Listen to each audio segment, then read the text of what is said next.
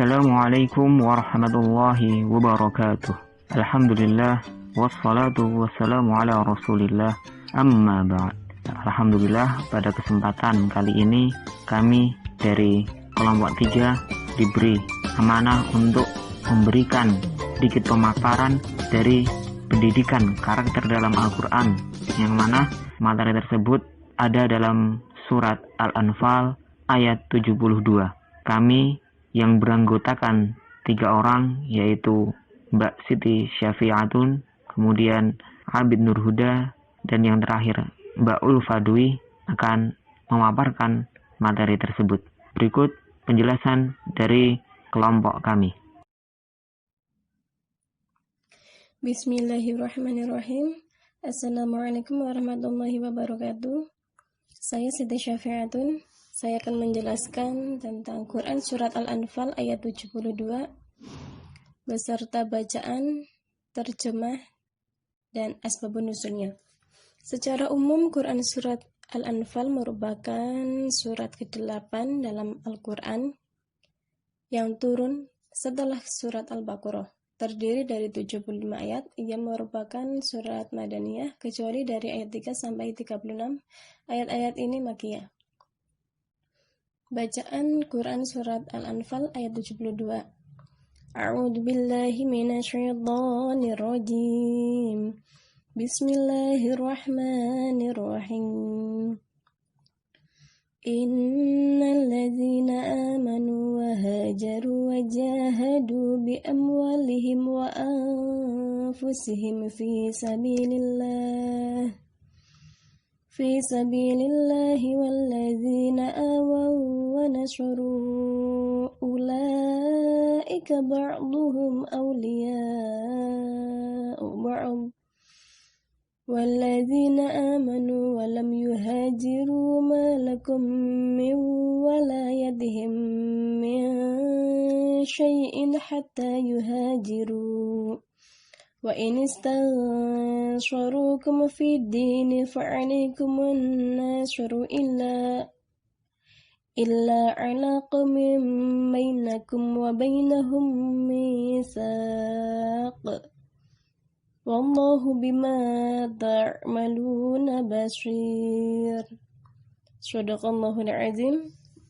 Artinya, sesungguhnya orang-orang yang beriman dan berhijrah serta berjihad dengan harta dan jiwanya pada jalan Allah, dan orang-orang yang memberikan tempat kediaman dan memberi pertolongan kepada muhajirin, mereka itu satu sama lain saling melindungi.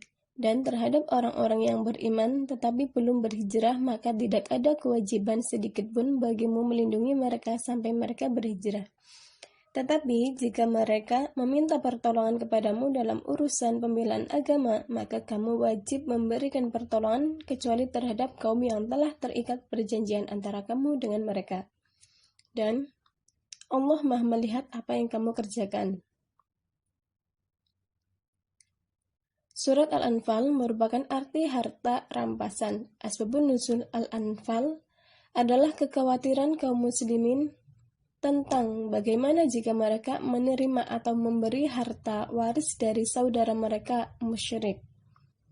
Hal ini seperti diriwayatkan oleh Ibnu Munzir, ayat ini diturunkan sebagai jawaban dari pertanyaan kaum muslim. Bagaimana kalau kami memberi atau menerima harta waris dari saudara kami yang musyrik? Maka dari itulah turunlah ayat 72 sampai 73 ini sebagai penjelasan bahwa antara mukmin dan kafir tidak saling mewarisi. Telah menceritakan kepada kami, Ashbal berkata, telah mengabarkan kepada saya Ibnu Wahab dari Yunus dari Ibnu Syihab dari Ali bin Husain dari Amr bin Utsman dari Usamah bin Zaid radhiyallahu anhum bahwa dia berkata, "Wahai Rasulullah, di mana Anda akan singgah di Mekah ini?" Beliau berkata, "Apakah Uqail meninggalkan rumah yang luas atau rumah-rumah?"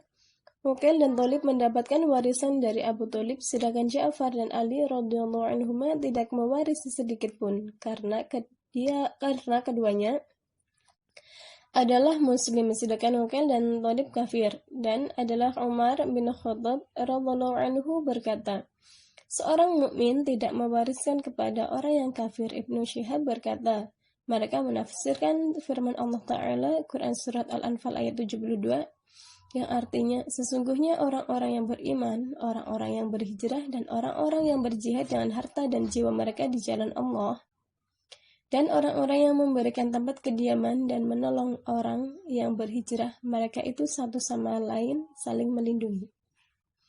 Demikian penyampaian dari saya, kurang lebihnya mohon maaf. Wassalamualaikum warahmatullahi wabarakatuh. Baik, setelah kita tadi mengetahui bunyi dari Quran surat Al-Anfal ayat 72 dan juga terjemah, maka di sini saya akan sedikit menjelaskan tentang syarah dari ayat tersebut.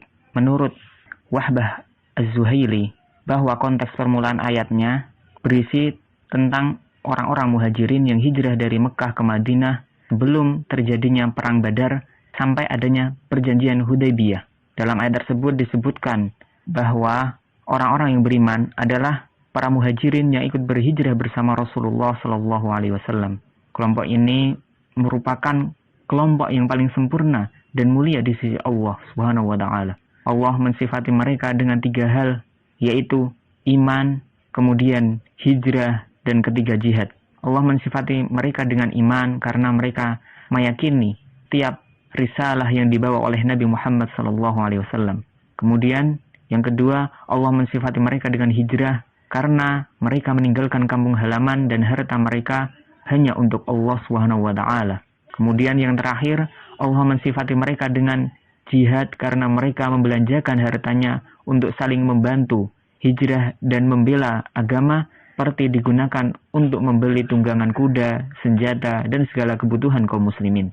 Sedangkan bagi orang-orang yang beriman tapi tidak berhijrah dari Mekah ke Madinah dan tetap berada di negeri musyrik atau tetap memilih berada di bawah kekuasaan kaum musyrikin atau dalam kata lain berada di negeri peperangan, maka tidak ada wilayah bantuan bagi mereka dari orang-orang negara Islam. Namun, jika seorang yang beriman yang menjadi tawanan di negeri kafir, maka statusnya sama dengan mereka yang berada di negeri Islam.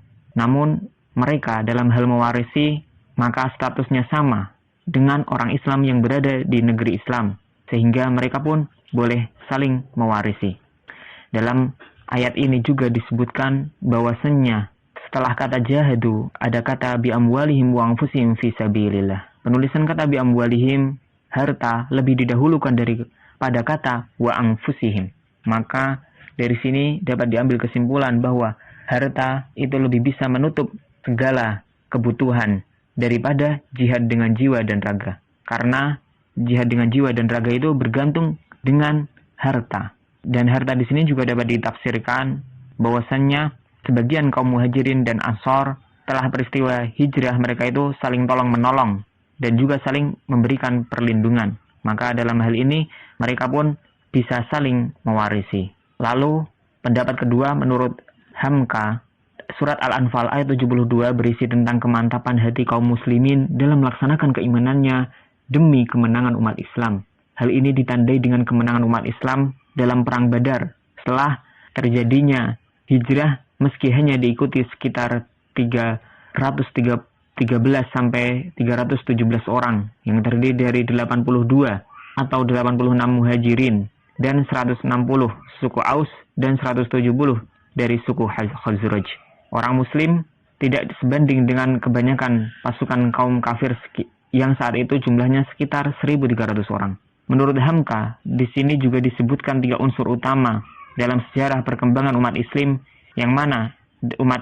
yang mana menjadi kriteria tertinggi bagi karakter muslim saat ini, yaitu yang pertama iman, hijrah, dan jihad. Menurut Hamka, iman yaitu mereka percaya kepada Allah dengan sebenar-benar percaya dan yakin. Sedangkan hijrah di sini yaitu keimanan mereka dibuktikan dengan kesudian untuk berhijrah, berpindah dari tempat kediaman, dari tanah tumpah darah karena niat untuk mempertahankan keimanannya kepada Allah. Sedangkan jihad yaitu berjuang, bekerja keras dengan mengorbankan harta benda hingga habis, bahkan mengorbankan jiwa raga demi untuk menegakkan agama Allah. Setelah dijelaskan sedikit syarah dari Quran Surat Al-Anfal ayat 72, kita di sini dapat mengambil beberapa kandungan dan juga pesan-pesan mulia dari ayat di atas. Yang pertama, adanya peristiwa hijrah, yaitu migrasi kaum muslimin dari kota Makkah menuju Madinah. Dalam hijrah ini terbagi menjadi 3 golongan. Yang pertama, kaum muhajirin, yaitu kaum muslimin yang ikut berhijrah bersama Rasulullah SAW menuju Madinah. Kemudian yang kedua, kaum Ansar, yaitu penduduk Madinah asli yang menyambut dan menolong kaum muhajirin. Kemudian yang ketiga, kaum muslimin yang tidak ikut berhijrah ke Madinah dan tetap berada di Mekah. Lalu pesan mulia yang kedua, bahwasanya antara kaum muhajirin dan kaum Ansar, mereka saling melindungi, hidup berdampingan dan saling tolong-menolong. Lalu pesan yang ketiga, yaitu tentang adanya jihad. Kaum muhajirin dan kaum Ansar berjihad dengan harta dan jiwanya atas dorongan keimanan kepada Allah Subhanahu wa taala. Dan di sini penulis sangat tertarik untuk mengulasnya karena sangat berkaitan sekali dengan jihad atau mujahadatun nafas. Mujahadatun nafas menurut bahasa berasal dari kata jahada, yujahidu, yang seakar dengan kata jihad, yang artinya bersungguh-sungguh agar sampai kepada tujuan.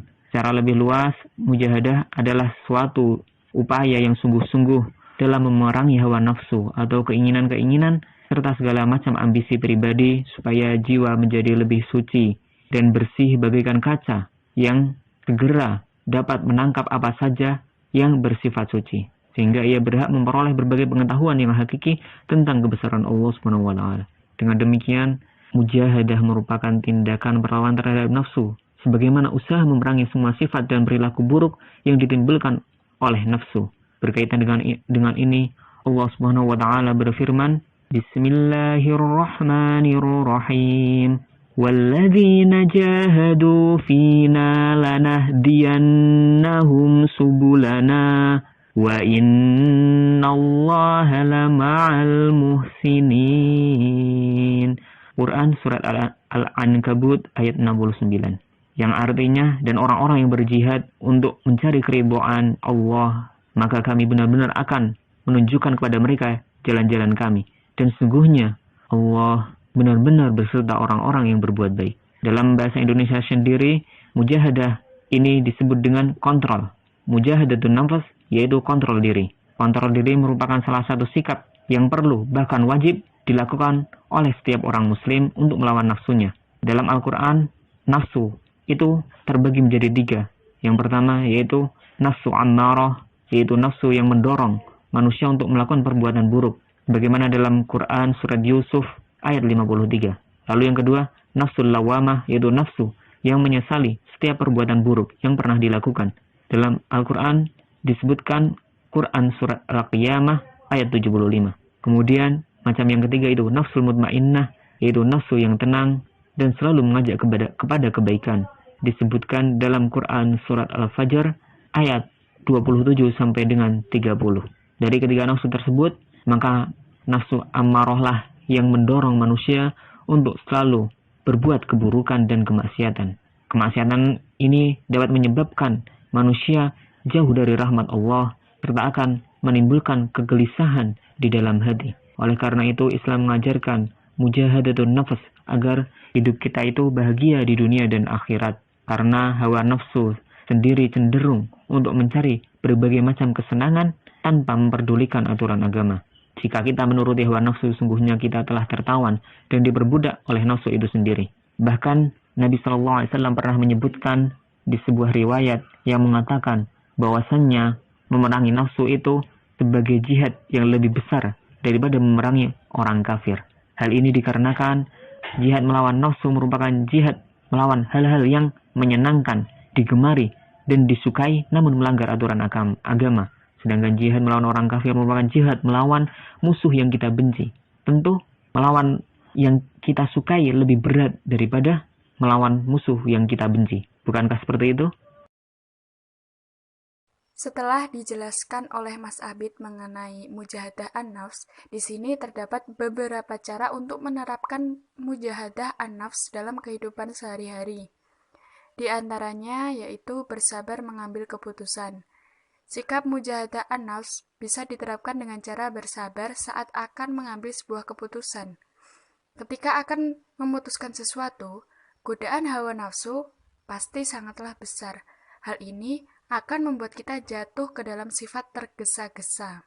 Padahal, sifat ini sangat dibenci oleh Allah SWT karena menjadi perwujudan dari hawa nafsu. Setiap insan muslim dianjurkan untuk menyisihkan waktu lebih lama, tidak tergesa-gesa untuk mengambil sebuah keputusan terhadap perbuatan yang akan dilakukan. Yang kedua yaitu memikirkan akibat perbuatan. Nah, cara penerapan sikap mujahadah an-nafs selanjutnya adalah memikirkan semua akibat dari perbuatan yang akan dilakukan. Jadi, insan muslim dianjurkan untuk berpikir terlebih dahulu sebelum bertindak. Sebab apa? Sebab tidak bisa dipungkiri bahwa setiap perbuatan yang kita lakukan akan mendatangkan beberapa akibat, bisa positif ataupun bisa juga negatif. Yang ketiga yaitu memperbanyak zikir kepada Allah SWT. Nah, mujahadah an-nafs juga bisa dilakukan dengan cara memperbanyak zikir kepada Allah SWT dalam kehidupan kita sehari-hari. Zikir merupakan sarana untuk mengingat keagungan Allah SWT. Dengan cara ini, setiap muslim akan selalu merasa dekat dengan Allah dan menjauhi segala perbuatan buruk. Dan yang terakhir yaitu berdoa kepada Allah SWT. Untuk menerapkan mujahadah an-nafs, muslim bisa melakukan dengan cara berdoa kepada Allah SWT. Mintalah ketabahan, kesabaran, dan kekuatan kepada Allah SWT agar dapat menjalani kehidupan sesuai dengan tuntunan ajaran Islam. Dan subbab yang terakhir yaitu manfaat dan hikmah dari mujahadah an-nafs. Beberapa manfaat dan juga hikmah dari mujahadah an-nafs yaitu ada 7. Yang pertama itu hati semakin bersih dan tenang. Yang kedua, memperoleh kebahagiaan lahir dan batin. Yang ketiga, kita diberi kemudahan oleh Allah SWT dalam mengerjakan amal soleh. Yang keempat, dijauhkan dari sifat-sifat tercela. Yang kelima, dicintai Allah dan sesama manusia.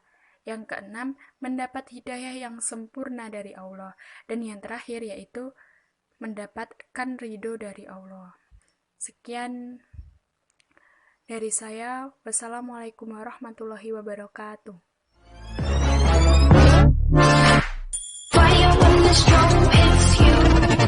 That's it, friend? Yes.